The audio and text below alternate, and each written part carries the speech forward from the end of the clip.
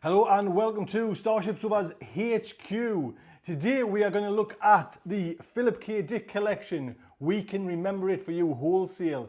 25 fantastic stories. This one story, We Can Remember It For You Wholesale, has just spurned 2 Hollywood films, kept probably people in employment for so long. One little short story has done that. But we're going to talk about the whole collection.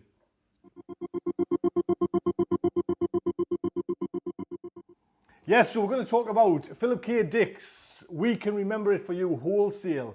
Now that story, I'll just pop that, there you go, that cover as well. This is the 1991 Grafton edition. Now when I was golfing, all kinds of like stories and everything like that, when I was in my younger days, Grafton was the kind of publisher I seemed to kind of go to. And I think eventually it's been just, amalgamated with HarperCollins. But they put out some fantastic, collections, fantastic books. And this is volume 5 of the collected stories of Philip K. Dick. I think as well, it's this cover as well what kind of captures my almost youth in kind of the reading, like discovering Philip K. Dick with his short stories. This cover by Chris Moore, it kind of just takes us back to a kind of golden age of kind of naive reading and just sitting down and enjoying the stories. And I think one of the main things why I enjoy Philip K. Dick is just the ideas. He's got so many, do you know what I mean? The kind of the collections, everything like that. Now, if you have a look on the internet speculative fiction database, oh man, the man is rich, or was rich in kind of ideas and stories, so much to choose from.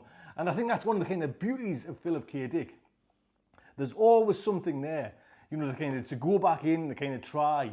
And like I say, this collection, there's 25 stories in this collection. There is something there for everyone. And we'll talk about the first one, We Can Remember It For You Wholesale. Like I say, that is, if anyone doesn't know, Total Recall spurned 2 films, one with Arnold Schwarzenegger, which, yes, I would say, yes, the better one of the 2, and the one with Colin Farrell as well.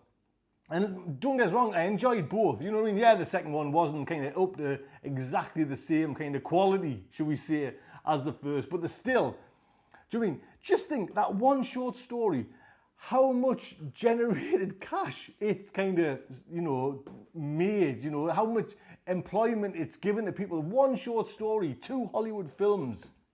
It's just quite staggering, do you know what I mean? And the strange thing as well, and we'll do show upon show of Philip K. Dick. There's so much to talk about with that man.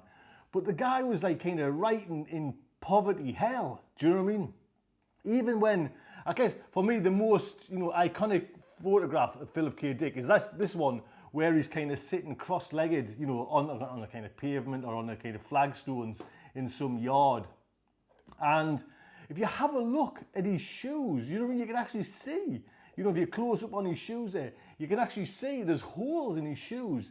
The guy was just like kind of poverty-stricken, writing, just purely writing, churning out these works just to make a kind of, just to survive.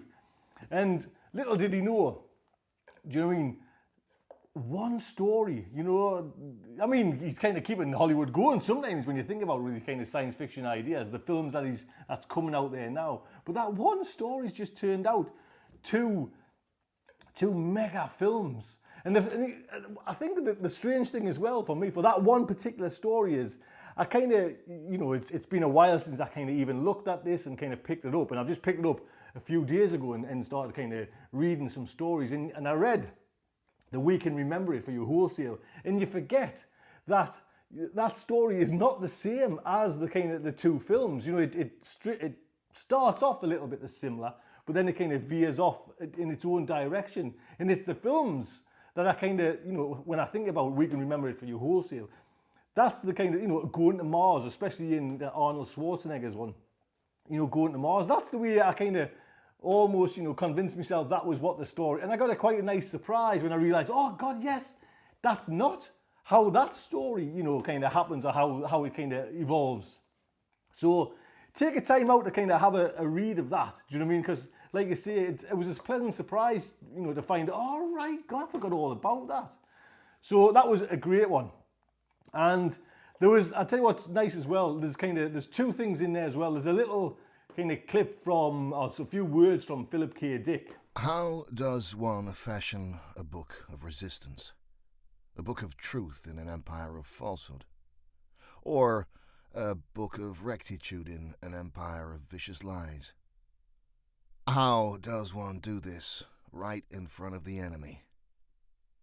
Not through the old-fashioned ways of writing while you're in the bathroom, but how does one do that in a truly future technological state? Is it possible for freedom and independence to arise in new ways under new conditions? That is, will new tyrannies abolish these protests? Or will there be new responses by the spirit that we can't anticipate?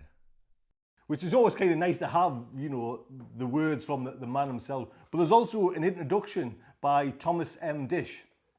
And again, we'll kind of delve into the world of Thomas M. Dish, you know, soon as well. A great writer, you know, sadly not among us now.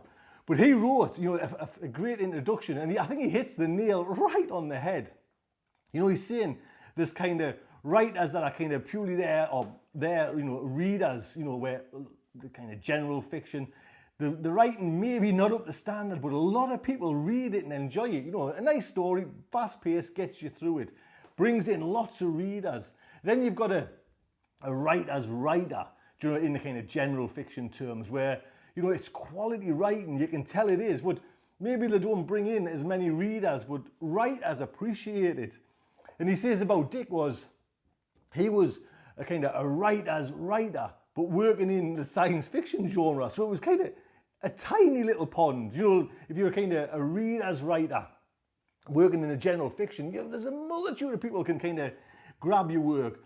But if you're just kind of working in this kind of little niche, and the niche itself is just, you know, people from like in the writing world appreciate it more than kind of the science fiction fans at the time, you know, it's just no wonder he kind of just had to churn out these works constantly to try and kind of to make a living. But delve into this, you know, there is some great stories in there. One of the stories that I've just read was Your Appointment Was Yesterday, which is a great story. Do you know what I mean? The whole world is kind of a certain thing happened, and this whole world is now, or certain areas of the kind of the known world are starting to go backwards in time. And it's almost like, you know, the curious case of Benjamin Button with Brad Pitt. You know, you start off with kind of this old, withered old kind of person, and then, you know, through the years you get younger and younger. And actually, Dick says a great thing, you know, the kind of one of the kind of main characters in this story is getting to the close to the kind of to their thing, to the end, which is to us the birth. And soon, I think Dick describes it, soon he'll be looking for a womb just to go into. And that was a great concept, you know what I mean? Just like a random womb would take this kind of one of the main protagonists of the story. And I'd say what it made Dick, or another concept he wrote, Time Out of Joint, you know, a year or two later. And I haven't read that, but it's the same kind of concept. And I'm not sure if Dick's using that, you know, Your Appointment Will Be Yesterday universe to create Time Out of Joint. But that's another story that, you know, he kind of made it up into a novel where it goes again. The wrong time goes in the wrong direction as well. You know, people are kind of eating the food, but it's like they're throwing it up and churning up this gunk onto a plate, which is just a fascinating concept. John Brummer said of Philip K. Dick as well, constantly the most brilliant writer ever. Now that's high praise from, you know, the man who kind of gave us Stand on Zanzibar, you know, one of the great kind of British science fiction writers out there, or was out there, you know, another one that's kind of gone last from our world, but, you know, left some, you know, fantastic works, you know. That's where it kind of comes in, do you know what I mean? It kind of, Dick was a writer's writer. Do you know what I mean? You're getting praise from the likes of John Brunner and Thomas M. Dish. Do you know what I mean? Just purely, a great writer. And like I say, this collection is fantastic. I just read last night, and maybe I might be jumping the gun, but I read the story, I Hope I Arrive Soon. And this great little idea, and I'm thinking maybe Red Dwarf took a little lead from this story, possibly not. But the kind of concept is that there's this ship taking, you know, people on a kind of 10-year journey to a new start, a new planet, and they're all in kind of like a status. And one of these passengers, his status field, his status machinery is faulty, and his mind's kind of totally awake and active. His body's all kind of there, getting preserved, you know, over these kind of 10-year journey. But the ship realizes that this guy's mind is still wide awake, you know, so he's going to have 10 years of kind of being awake, and it's just, you know, his mind fully awake. So the ship kind of, you know, tries to take him back and gives him his memories to kind of keep him occupied almost, you know what I mean? So it takes him back to his first wife, his first love. But this, you know, the ship soon realizes that kind of this person is, you know, far more neurotic, you know, and kind of just always bringing the bad side of himself out to the full. And soon, you know, this kind of beautiful relationship he's got with his first wife, what he kind of really enjoyed, this guy in his kind of little mind starts seeing the kind of negative side. And the ship realizes, you know, something's wrong here, so it pulls him back out of that memory, sends him back to his childhood. You know, what more could, you know, a child's, you know, the beauty of being a child again. But again, you know, this guy kind of sees a negative side, kills a wasp, I think, and things start unraveling again. And the ship, the neat thing is, the ship is not built, you know, to kind of take someone out of a kind of like a status field and, you know, support them. There's no air, there's no oxygen, there's no food. It's just a kind of vacuumless ship on this 10-year journey. So the kind of ship comes up with the idea that he'll actually make him, you know, be aware of like landing on this new planet and make these memories his new memories. But again, this guy brings out the kind of negative neurotic side of him, and it's just constantly kind of things go wrong. You know, he's always kind of looking on the downside, and things happen and it's not good. And eventually, you know, this kind of ship gets there. And like I say, this is a spoiler one for this story, because the little spoiler. Eventually the ship gets there and it brings his wife, you know, because they're in the future there, and the wife's old, but you kind of can regenerate yourself and everything like that. But she's still old. And he's a young man, the kind of main protagonist of the story. They get off the ship and he meets his old wife, you know. But because the ship's had to put him through this memory so many times, he's now convinced this is just another illusion, another kind of trick of the ship to kind of make him believe everything's all right. And he can't, once it is, do you know what I mean? That's the ironic bit. Once he is kind of there, safe, sound, and he's got his, you know, his wife from like years ago who he's happily in love with, he can't accept it because he's been through this almost like role play too many times.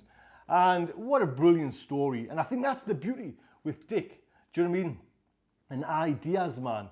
He kind of, you know, that was the thing. He kind of came up. Yeah, he might not have been the most brilliant of kind of, you know, writers out there, where it was kind of, you know, his writing was kind of slick and smooth. It's a little, sometimes, you know, it's a little bit shaky, a little bit jarry. But the ideas is what I think keeps fans coming back, you know, and new fans keep discovering. So yeah, pick up this collection if you can. A fantastic, like I say, 25 stories. Fantastic. This takes me back to kind of my kind of, you get those times when you gulf so much kind of, you know, you're just absorbing books. As soon as you put one down, you pick one up, you know, this period when I kind of discovered Philip K. Dick in the kind of the late, I think it was probably about 1992, somewhere around there. You know, this had just come out, and a fantastic novel. You know, pick it up, 25 stories if you can get a hold of it. You know, I've got it on Kindle as well, which is a dream to kind of read. So let us know what you think. You know, is it a good collection? Do you like Philip K. Dick stories, or is there something? Do you know what I mean? Do you like the films that kind of spurred you? There's been umpteen films kind of come from the mind of Philip K. Dick. You know, alas, he wasn't around to kind of reap the benefits. Do you know? Well, I'm told now there's going to be a Blade Runner 2. Not too sure. That's definitely for a show for next time. So leave some comments. Do you like Philip K. Dick? That would be lovely, you know what I mean? Let us know what you think. Let us know which is your favourite book. Do you know what I mean? There's some great ones out there. Like I say, we'll come back and we'll try and delve into more works of Philip K. Dick. So please, stick around. You know, I hope you enjoyed it. Do subscribe. Yes, I'm getting good at this. The little button there. Click on that there now. You'll be able to kind of subscribe to this show. Let us know your comments. Until next time, I would just like to say, good night from me.